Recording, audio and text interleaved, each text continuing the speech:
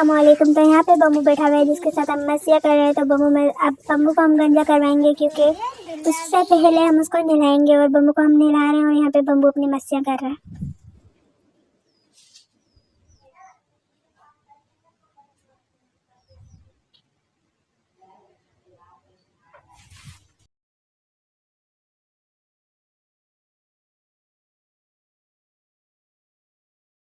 तो यहाँ पे अब हम बम्बू को गंजा करवा रहे हैं। तो उससे पहले हमने कहा बम्बू को देख ले और इसकी प्यारी सी वीडियो बना ले। और बम्बू गंजा होता है तो हमें अच्छा नहीं लगता, लेकिन अच्छा लगता है, मतलब बालों में ज़्यादा प्यारा लगता है।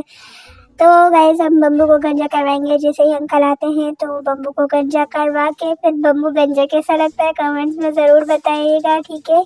और बम्बू कितना प्यारा है, माशाल्लाह बोले, ठीक है ज़रूर। और बम्बू देखे यहाँ पे नखरे दिखाते हुए, मतलब कि बम्बू यहाँ पे बैठा हुआ है और अंकल आ गए हैं। तो ये अंकल बम्बू को गंजा कर रहे हैं और बम्बू बड़े ही मज़े से खड़ा हुआ है। लेकिन गाइस अफसोस की बात ये है कि बम्बू को यहाँ पे चोट लग गई कान के यहाँ और उसको खून निकल रहा है, आप देख सकते। तो बम्बू यहाँ पे अपने बाल कटवा रहे हैं और अंकल उसके बाल काटे जा रहे हैं। तो मिठल यहाँ पे अपने खाने में मसरूफ़ लगी हुई है, मतलब कि इसका कोई पता ही नहीं है क्या हो रहा है।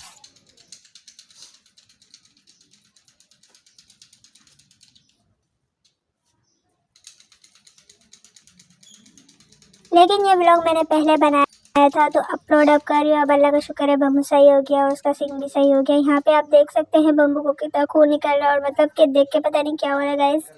लेकिन बेचारे को लग गई है, लेकिन क्या करते हैं, अब हम उसकी मलहम पट्टी कर लेते हैं। तो बम्बू गंजा होते कैसा लग रहा है।